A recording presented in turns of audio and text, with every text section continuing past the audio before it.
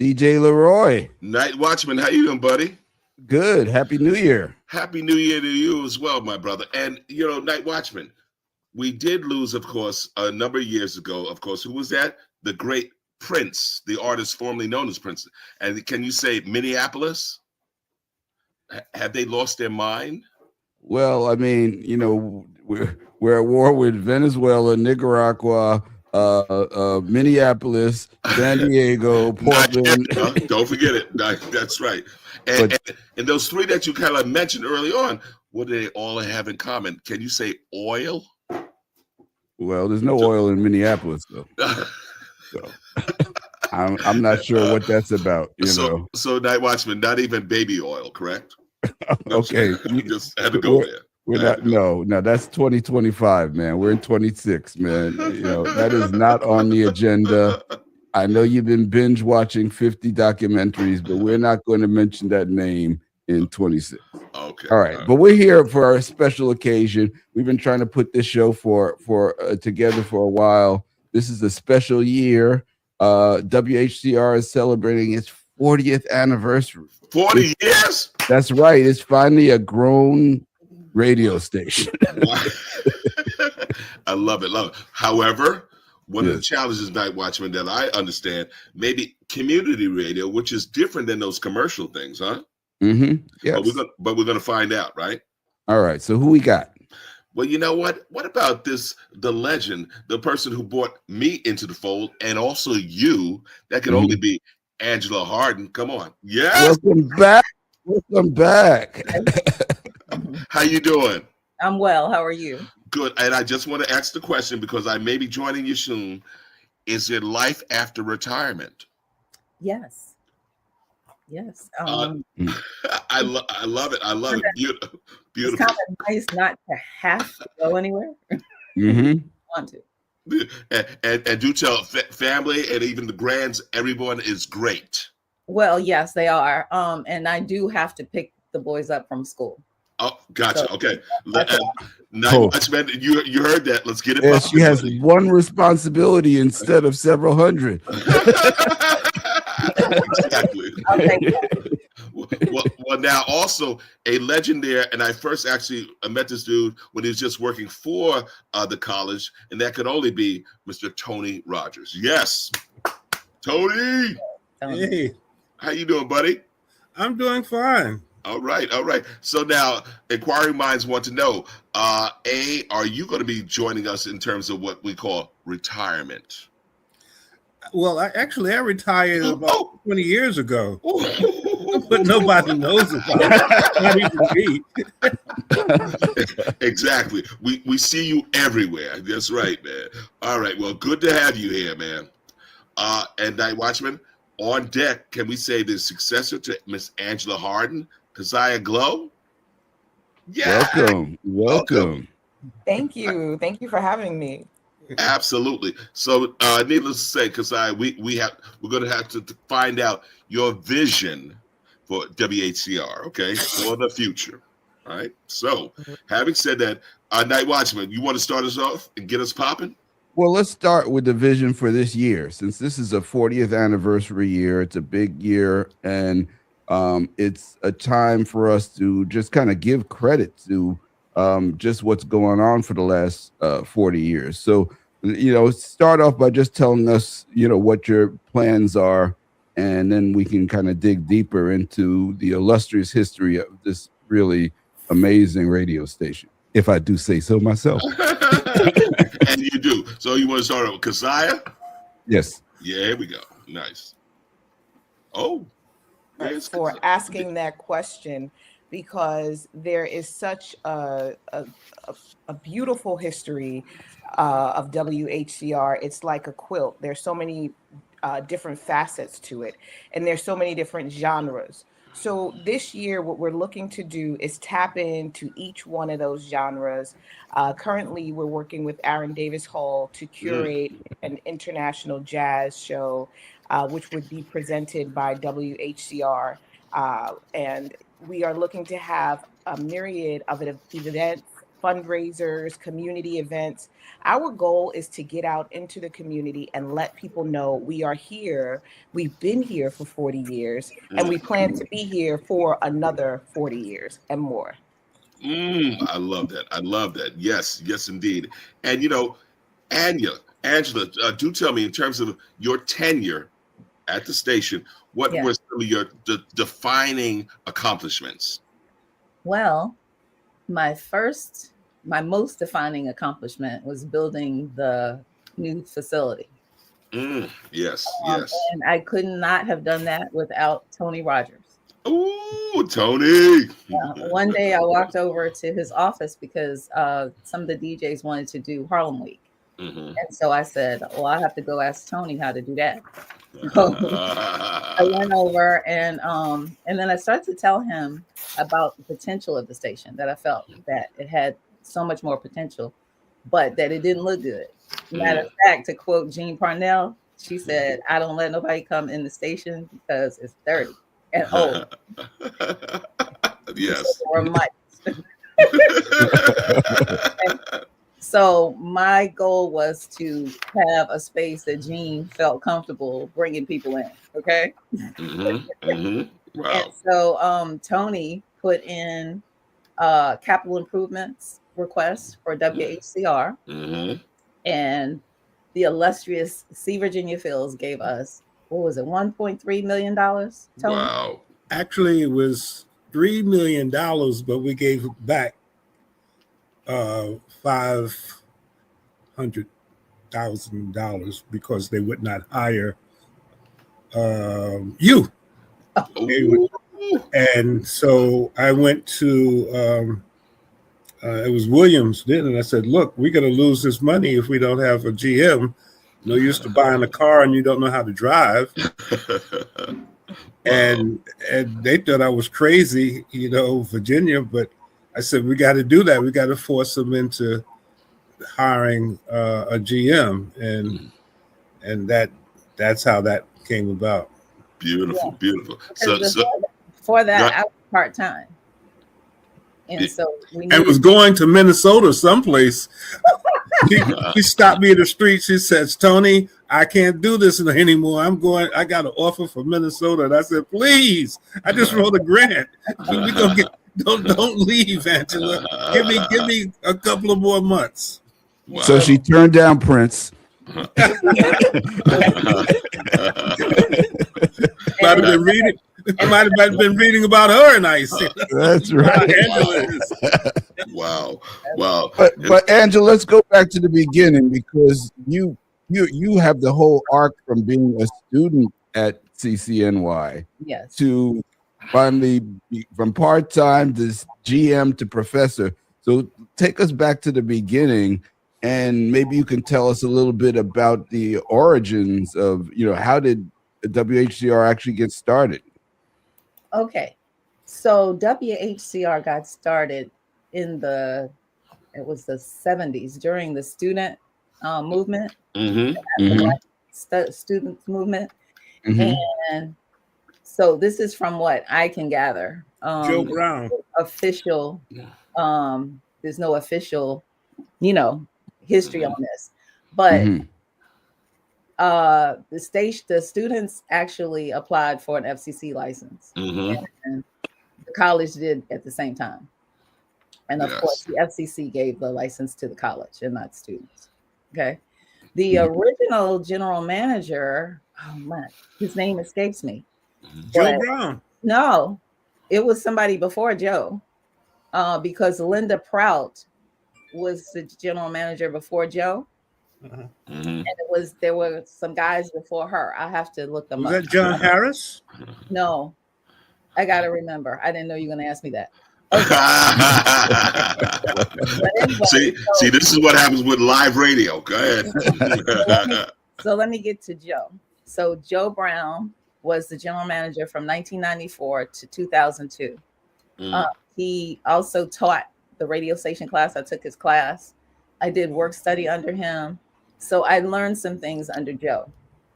And then Joe got sick in 2002.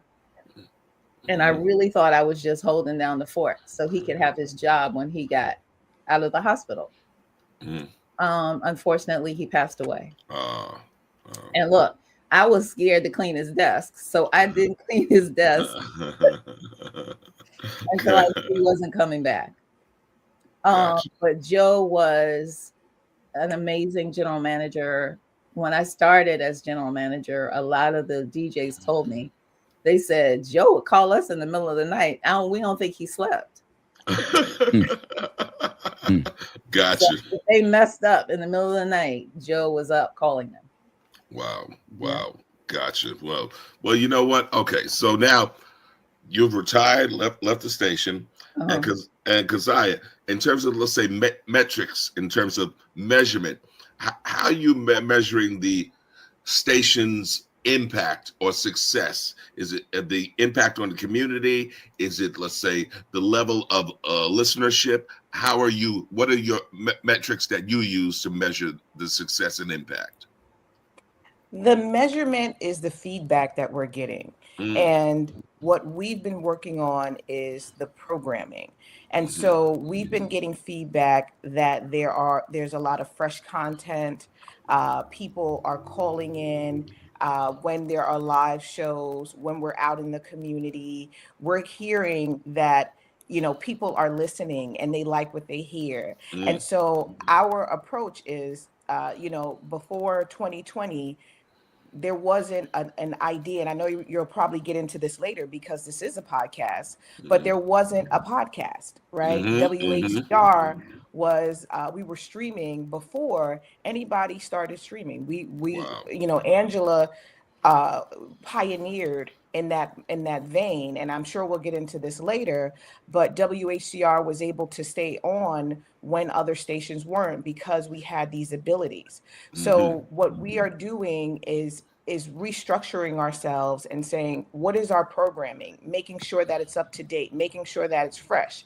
And so now listeners are like, well, where's this person? Why are they not on? Because they're listening, right? They know that our midday Spanish shows are not on. What's going on? Where are they? I love that. I love the fact that I did some restructuring. There was a group that had a big slot. And so we've been looking for community voices because we want to hear from the community, and we have to, of course, vet and make sure you have experience and or trainable because it is community radio. But we are hearing that people like what they hear. We are hearing that people are looking for the host when they're not there. They're calling me up, they're sending me emails. So another way we will be able to measure that is through our stream.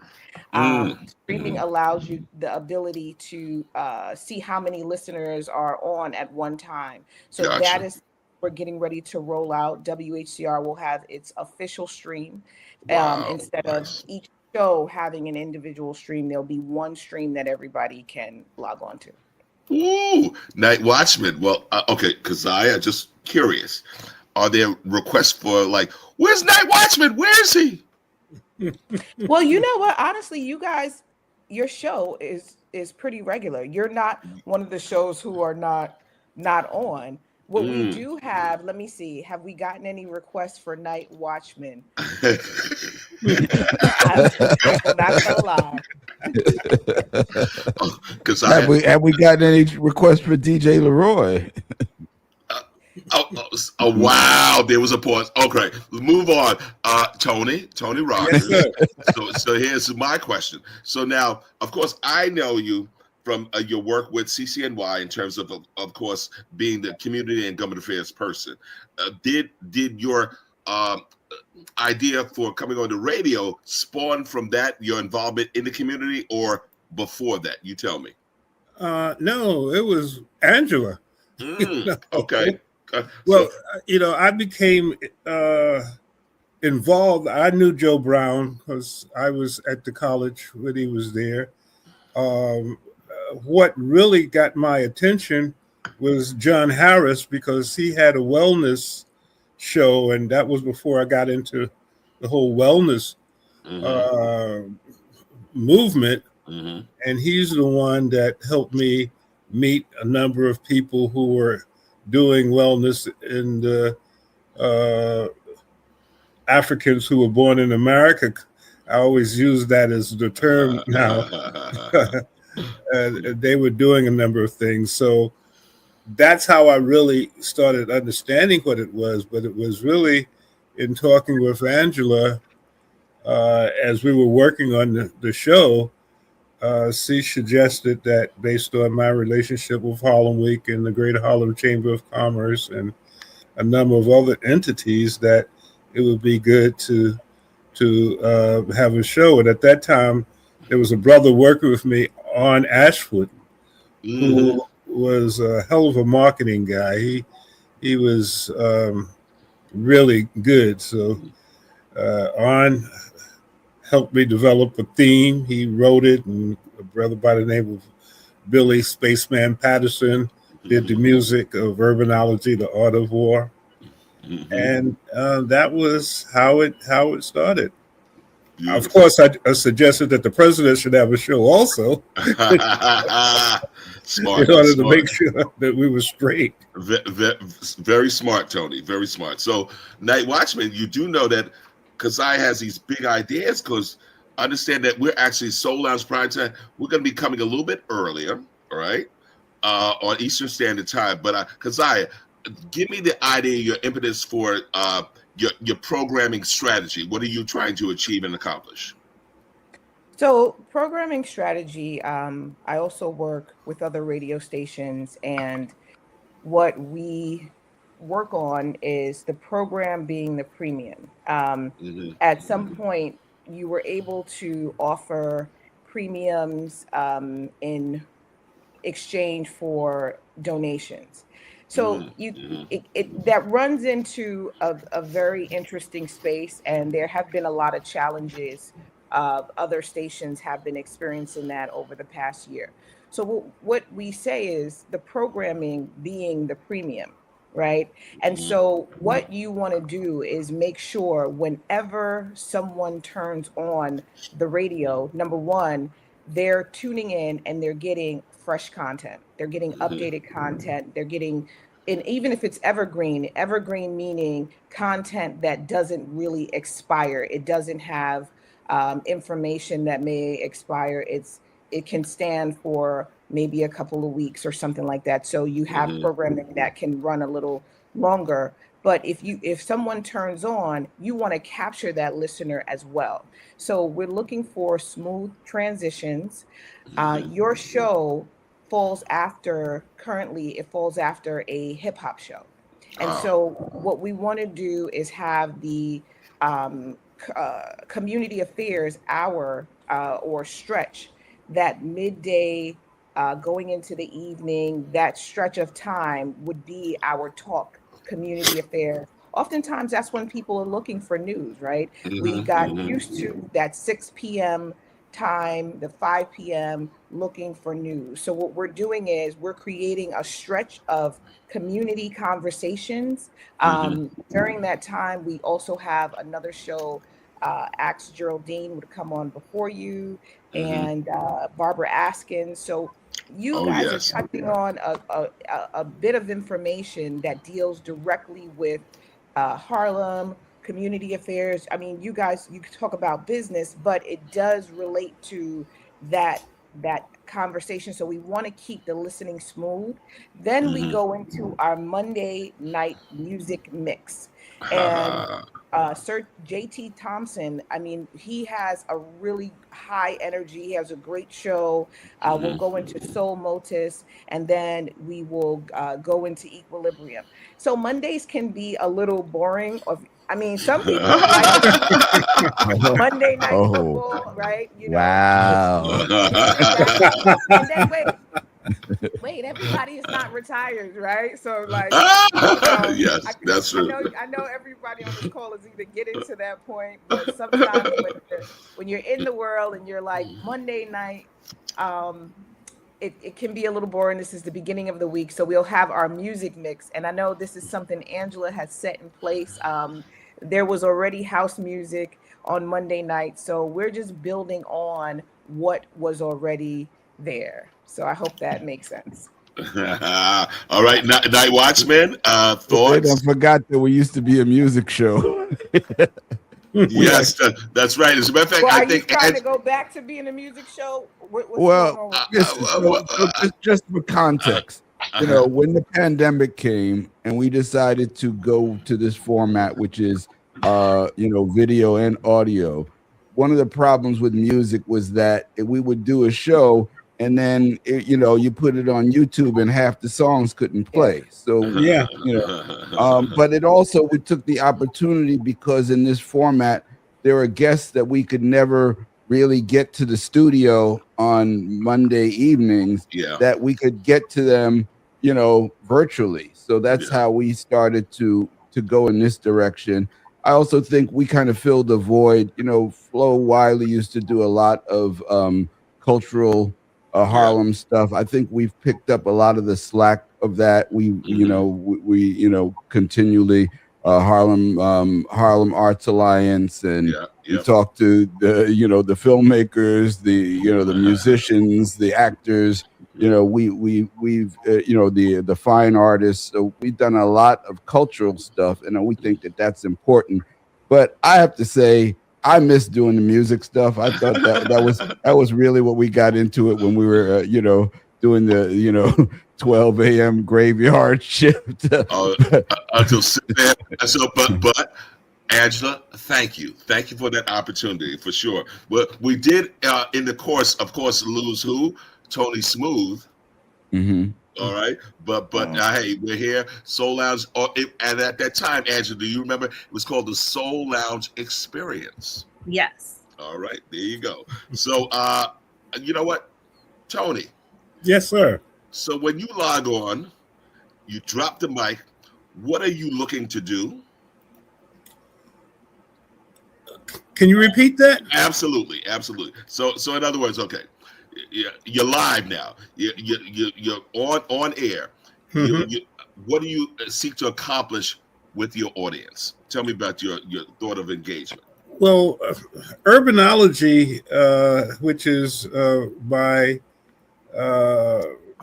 marketing arm with many of the things that I do, I've been involved in a number of areas in health and wellness, in travel through the tourism board, with Harlem Week, and what at one point was one of the major things that I would do was focus on the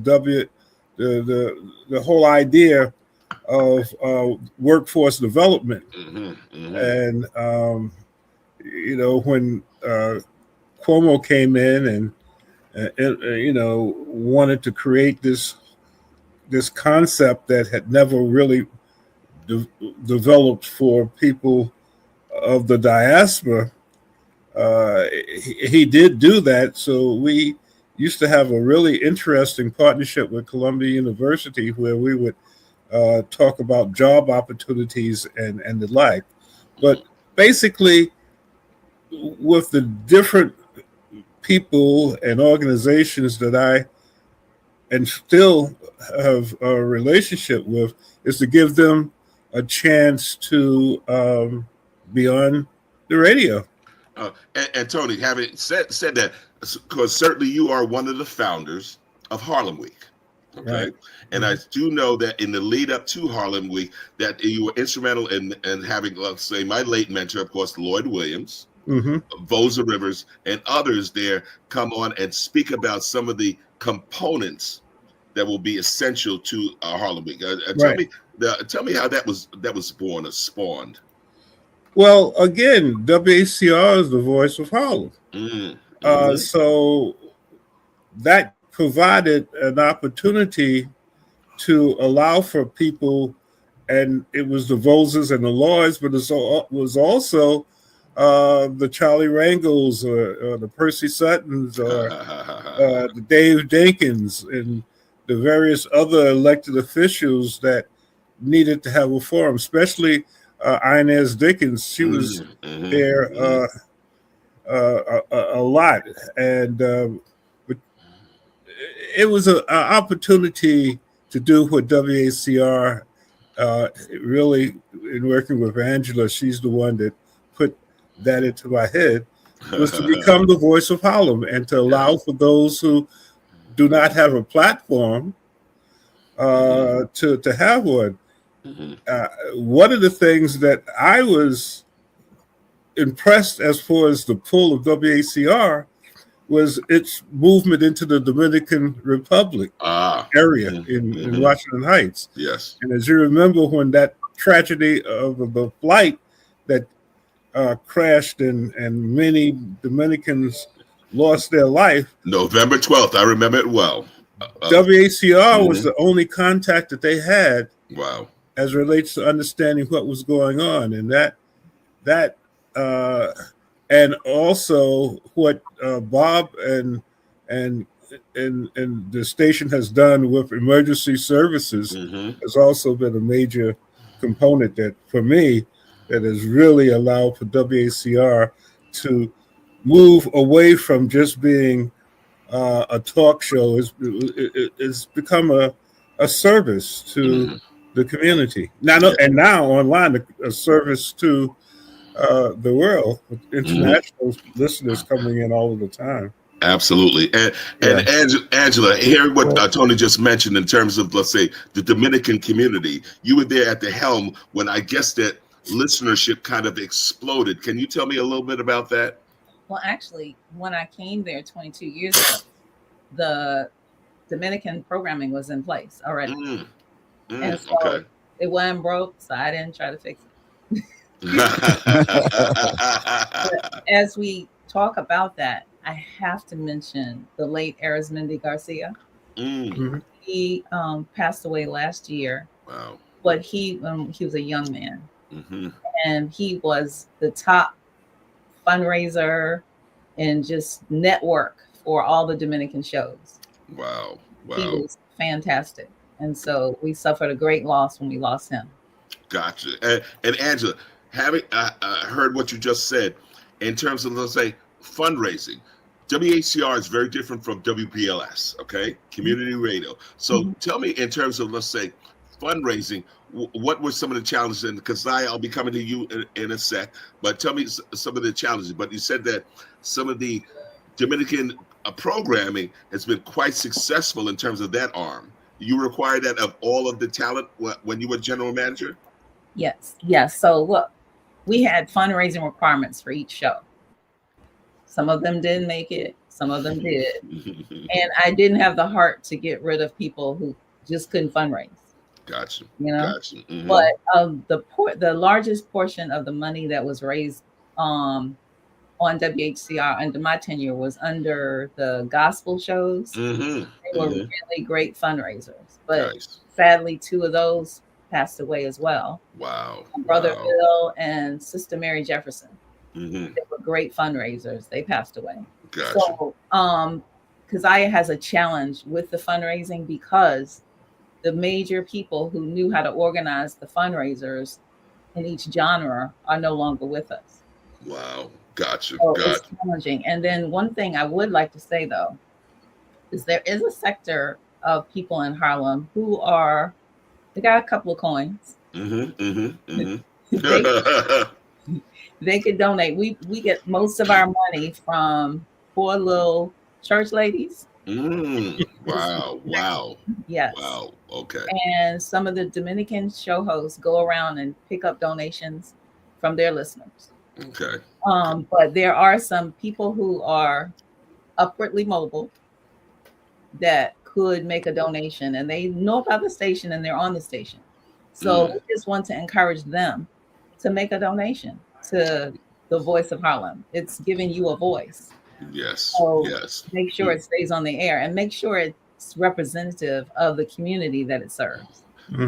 I think we don't talk enough about the importance of WHCR as just our real use of the First Amendment, especially in this time period when we're seeing the major media elements have been co-opted by private concerns and And you can see their messages have been targeted and directed in certain ways that are not necessarily giving us all the information we need.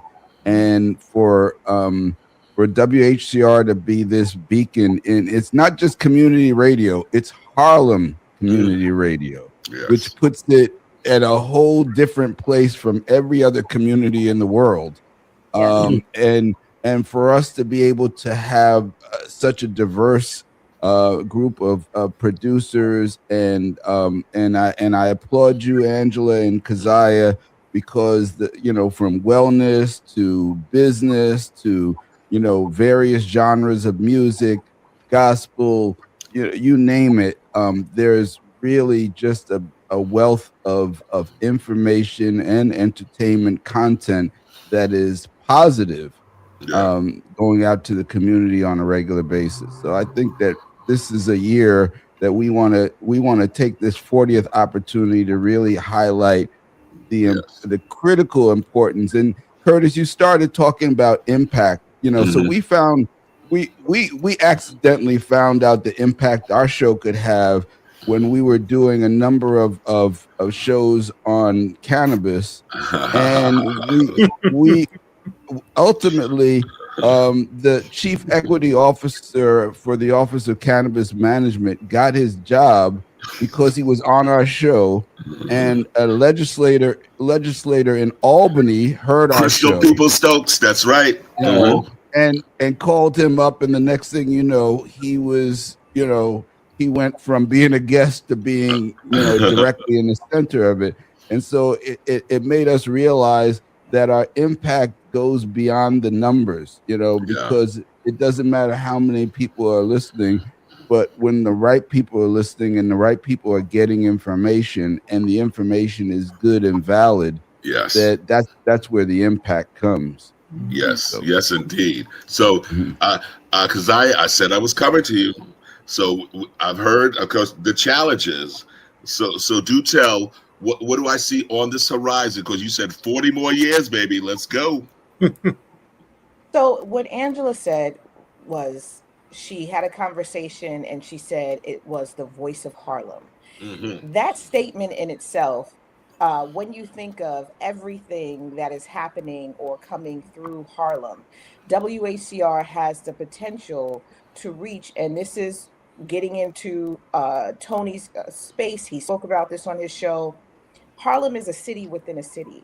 The amount of people or listeners that we have the ability to touch at WHCR is over 500,000 people. Over 600,000. Over 600,000 people. The 26th largest population city in the country. Is Northern Manhattan. Larger than Miami, larger than Atlanta. Gotcha. All right. And we're talking about that dense area. Now, remember, we also reach certain parts of the Bronx, and then we are streaming, which means we are international. And many of our DJs are not just DJs who are hobbyists. These are DJs who are working DJs, professionals with Kirk Franklin. They're traveling to Amsterdam. They're traveling to different continents. There's a lot that is happening at WHCR and has been happening, as you said, but our ability to reach out into the community is our strong point. Listen, if every one of our listeners donated $1 to the station, that would be great. What I want to do is find creative ways, as we said, have events. We kind of tapped on to the emergency preparedness arm. Bob is one of the, developers of that.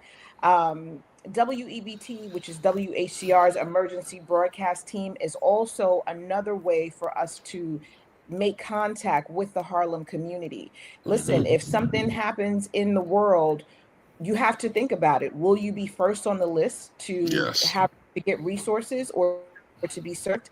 If not, then you need to figure out how you can sustain yourself and how you can help yourself. So with that being said, getting back to the fundraising, our goal is to touch every organization, every business, every person in Harlem should at least know about WHCR. Then once you Yes. know about WHCR, you understand the utility of WHCR. Because Yes. as you said, Curtis, it's not a commercial radio station. A lot of Right. times people compare it to other stations and say, well, this station is doing that. It's not a commercial station. It's a community station, and that Yes. means Yes. it's closer to the community. So you, as a community person, a community partner, can get in touch with me easier and have a conversation and connect, and we can build faster than you can with a commercial station. Maybe they have a bigger listening area. The area is bigger in which their signal is going out. But remember, we are hyper local and we're also Yes. streaming, right? So if you are a community partner and you say, you know what, I want to reach Keziah, you can do that. We can build, we can say, hey, this is something that the Harlem community needs. You are the voice of Harlem. Let's have a conversation. So the goal is to, number one, pace myself, because there are a lot of things that are happening in Harlem, right? So I got to pace myself because, we are a small shop. But really what we want to do is connect with Harlem, be the voice of Harlem, get information out. And I don't know if we really got into this, and I'm just going to transition into this. WHCR is owned and operated by the City College of New York.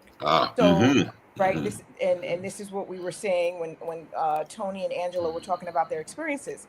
So the City College of New York is an institution which is open to the community if you are able to take tests and get into the school, right? This is not a Yale or a school where you have to be very wealthy to get in. So what I also want to do is remind the community of admissions into City College, right? And also talk about things that are happening at City College that are open to the public. So City College is not just the big building on the hill. A lot of young people don't even know what the school is. That's and true. So we've been working with groups like the Urban Scholars who work with schools within the Harlem communities to show them what a radio station looks like. And one other thing I'll say is City College also has a student-led station, which is called WCCR.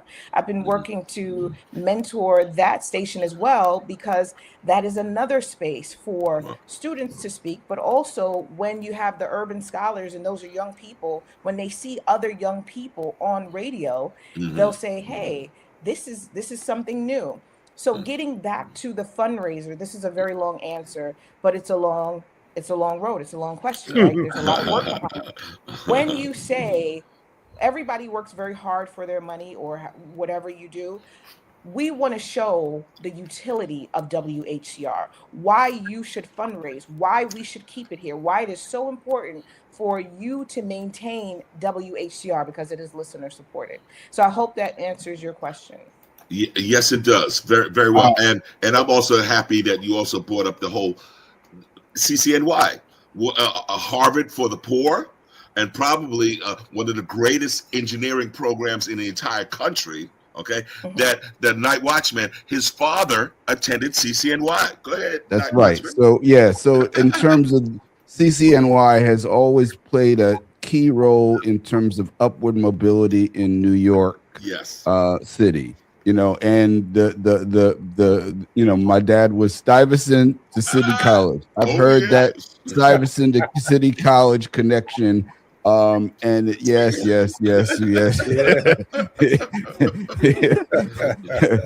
He gets excited when I drop the S word.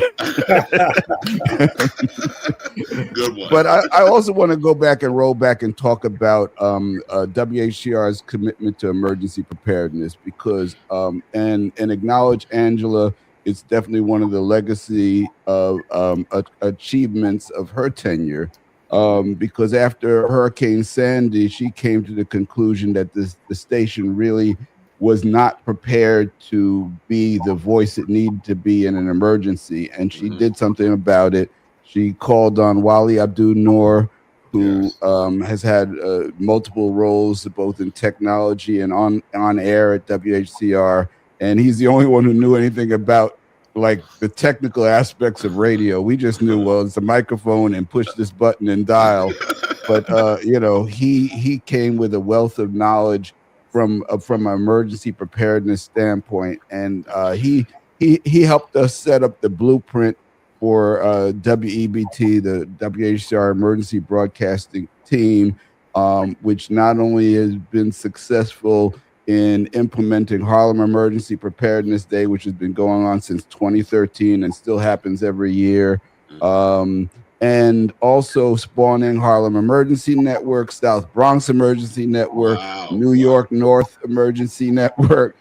So the activity has literally spread out to the community and created this web of emergency preparedness that is gone and has gone beyond Harlem and the Bronx. We have participation in South Brooklyn and other parts of the city, and we've been able to develop a relationship with New York City Emergency Management.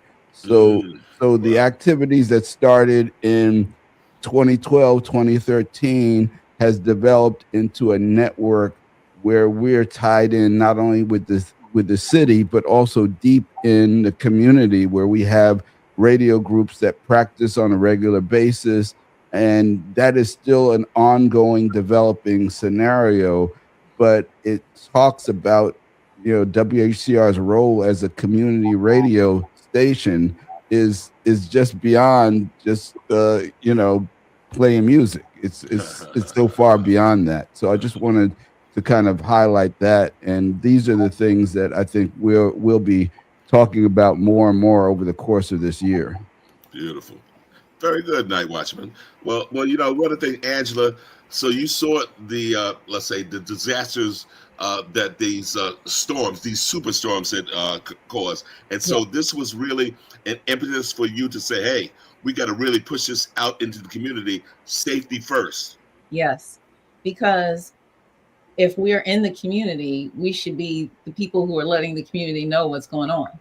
Yes, you yes. And so Wally he was hearing radio distress calls, and it was really sad. Wow. Because in some instances there was food in one location, and down the street there were hungry people.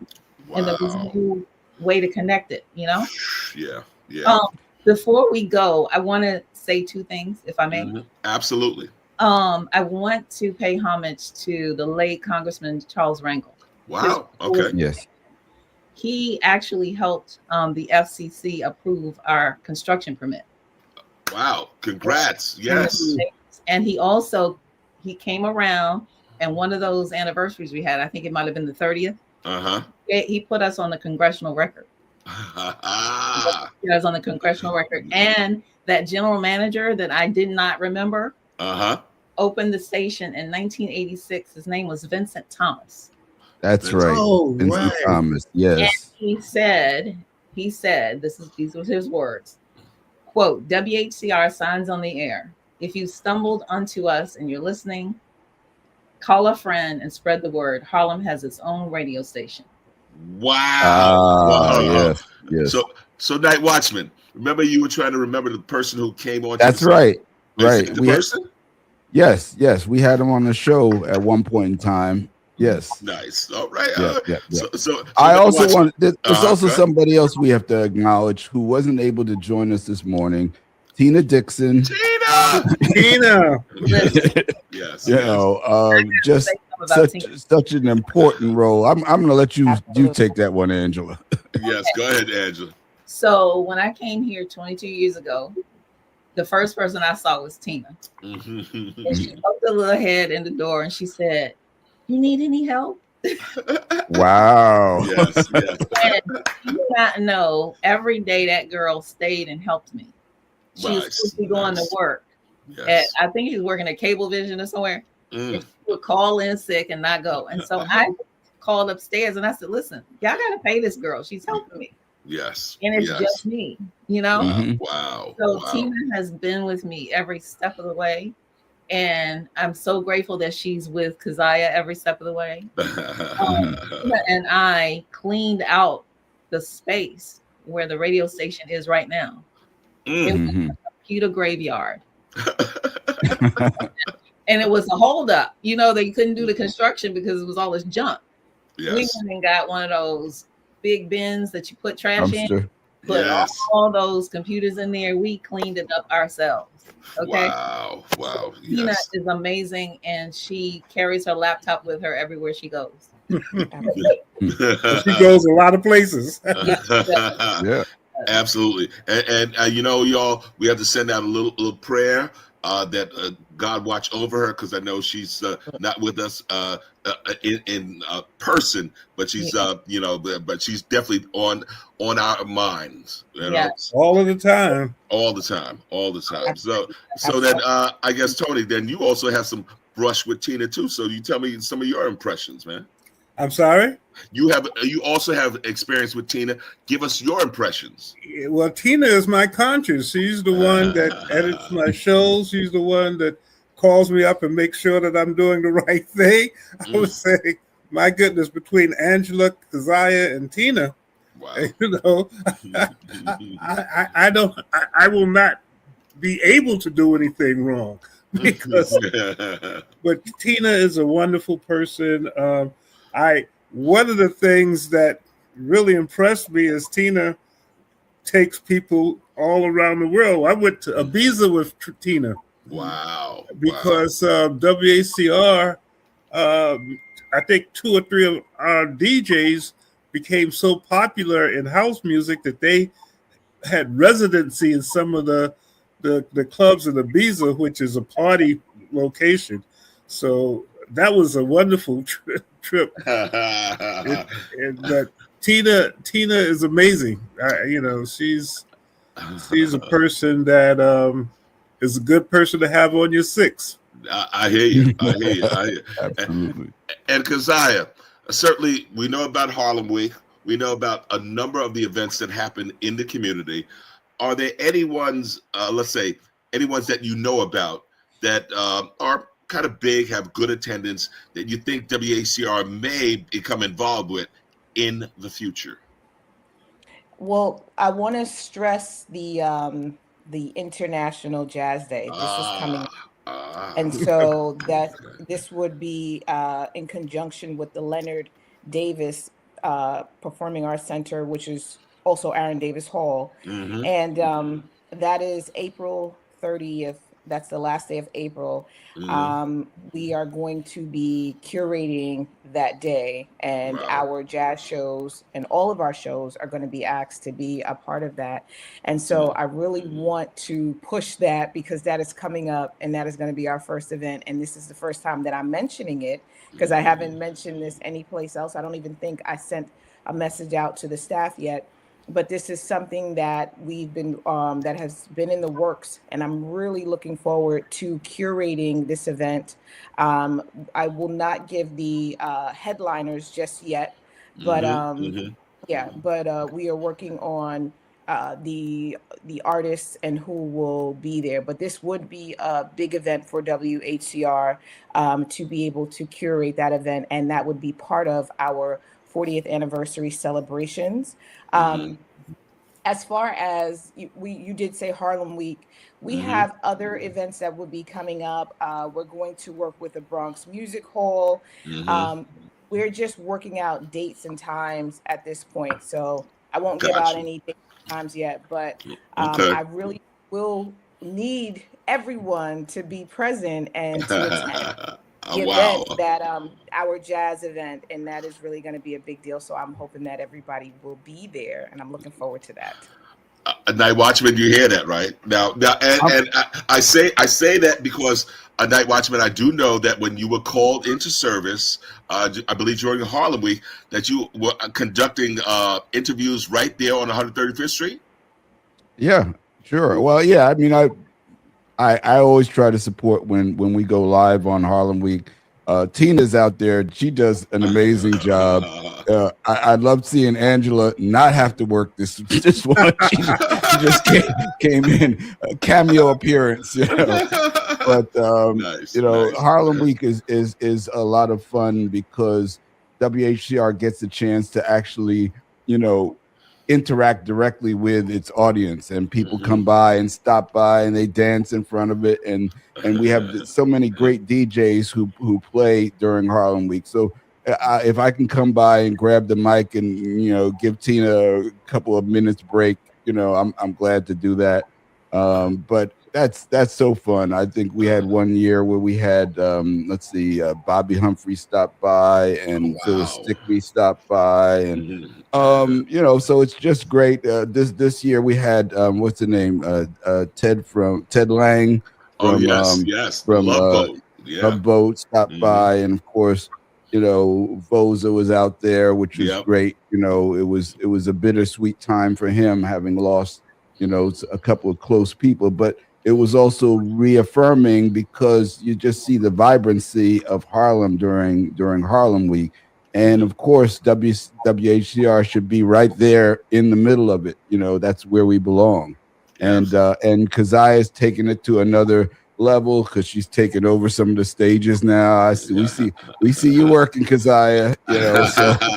So it's really great to just see Keziah building on the platform, that Angela and Tina put together, and it's great. I just feel like Keziah was the ideal choice to go forward as general manager, and I try to do the best I can to support her in whatever she needs.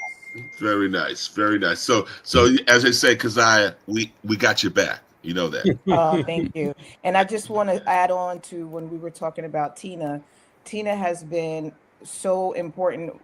This past year, we were trying to get out into the community as much as possible.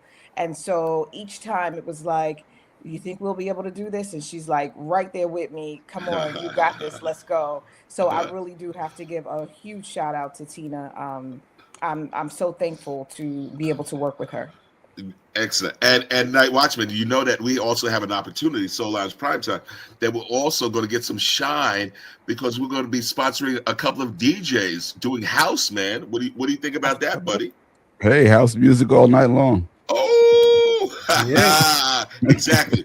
And one of the things, and I'm wondering if this is an expanse from, of course, the Harlem Tourism Board. Is because of your involvement there, Tony, has that also been the opportunity for WHCR to go international?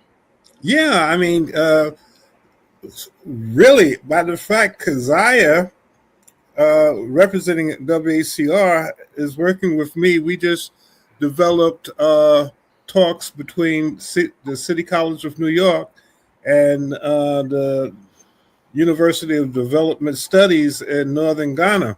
Wow. Oh, that's great. And that will allow for us to begin to look at, we already have the radio show that deals with Africa. That's how I became involved with Northern Ghana based on Mohammed has a West African show that came before Urbanology Systems, and I met Dr. Tango Company, who was forming this program 4 years ago, the Cultural Oneness Festival. And when he saw that I learned that I was the co-founder of Harlem Week, he asked me to help shape that festival like we shaped Harlem Week. Yes. And that has become very popular. So WHCR is international, as I was saying.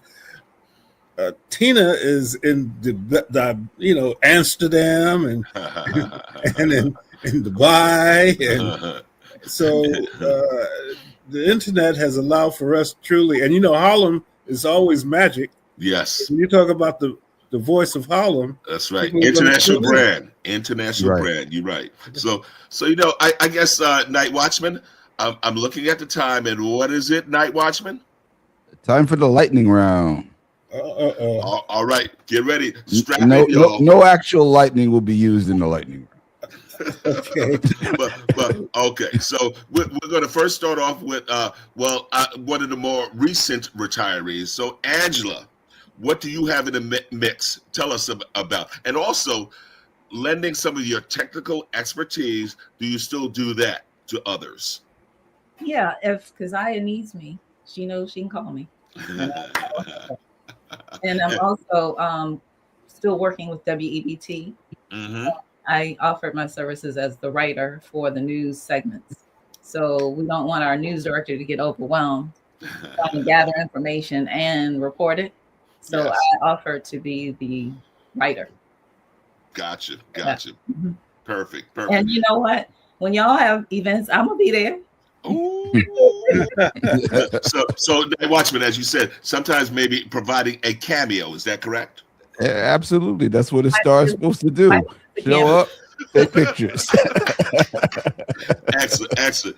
Well, 2026, Tony Rogers, another retiree. What do you got in the mix? Well, again, making sure that I have Keziah 6. I told her that just as I worked with Angela, I want to make sure that I give her that type of exposure to the community, to allow for people from my network to know who she is. One of the projects that we're doing through the Chamber and Harlem Week is, as I mentioned, is the City Within the City marketing project, which allows for people, especially such as programs like WHCR, to know that the greater Harlem area, not community boards 9, 10, 11, and 12, that population makes the greater Harlem area, based on population, the 26th largest city in the United States. Mm-hmm. So wherever people are coming from, listening, it's going to be wonderful. But within the greater Harlem area, we have a listenership that's larger than Atlanta and larger than Miami, many of the places that are cities that we are familiar with. So the 40th anniversary is a way to begin to get that going. I'm pledging my support for the jazz event because there's so many musicians through the years that we've come in contact with who live in Harlem. Yes, and I believe can be helpful to that event. Beautiful. Keziah, you got it. What we 2026? What's going on? I know you mentioned some of it. Tell us more. Okay, one thing I didn't mention, and you alluded to it, was we have an upcoming DJ event. We're going to have we're starting with a fundraiser. It's going to take place on January 16th into the 18th. And I love when they do it because these are marathons. So it's going to be a 29-hour straight. And it's not just house music. We're asking DJs to come on, even if you're not a DJ and you want to hear a certain type of music and you want to support this fundraiser, you can do this. I do think you are a part of this. Am I right? Is this true? Yes, yes, we are. Mm-hmm. Okay. So this is actually going to take place January 16th into the 18th. If you want to know more about that, you can go to WHCR.org and you can listen. We will be streaming, right? And then also, if you want to sponsor a DJ, you can do that as well. You can find out more about it on our website. If you don't have access to a website, well, you may not be watching this, but you can actually call in to 212-650-7481. That is 212-650-7481. And also, remember, we're going to be moving some things around. So this show, you're going to be hearing it at 5 p.m., right in that drive time when you're driving home. And as promised, because we spoke about this before when we moved the show, we'll replay it at another time as well. So you'll hear this at another time because we want to give our listeners the opportunity to hear this information that you're bringing. So we look forward to a lot of events. DJs and hosts are coming together to produce events. Like I said, we have our DJ experience, which is coming up January 16th into the 18th. We hope that you can be a part of it and stream with us. But realistically, we want you to understand that this is the Voice of Harlem. We are going to be working on campaigns this year, but after this year, right? Because we want to continue to grow, and we have to build on the work that Linda Prout Angela Harden, Joe Brown, all of these Yes. people came before me, and I'm standing on huge shoulders, and I have this opportunity. And as Tony said, I want to reach the city within the city. So just look for us. We will be here. We are not going anywhere. Beautiful, beautiful. So, Night Watchman, can you take us home? That's one. But two, will they be all invited back to the cookout? Absolutely. So yes, I can take us home. Yes. We've been talking about WHCR on WHCR 90.3 FM, the voice of Harlem. 40 years. The voice is strong. Voice is Yes. strong. The signal is strong. Yes. So if you haven't listened to some of the other shows on WHCR, make sure you go to WHCR.org. Check out the schedule. There's something for everyone to listen to. Great information, great music, great people. That's all I got to say. That's my story, and I'm sticking to it.